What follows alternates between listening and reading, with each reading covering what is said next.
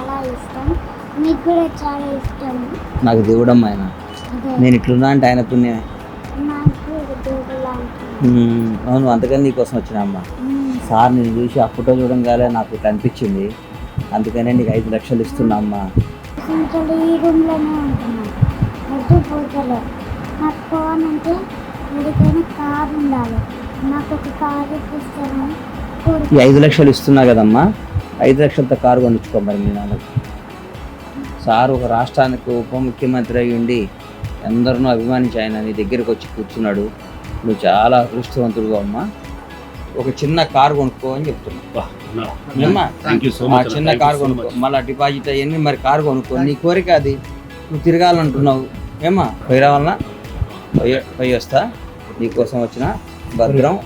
God bless. నువ్వు ఆయన అంత అభిమానిస్తున్నావు కాబట్టి, నీలాగా నేను కూడా అభిమాని కాబట్టి పరిగెత్తుకుంటూ వచ్చానమ్మా. God bless.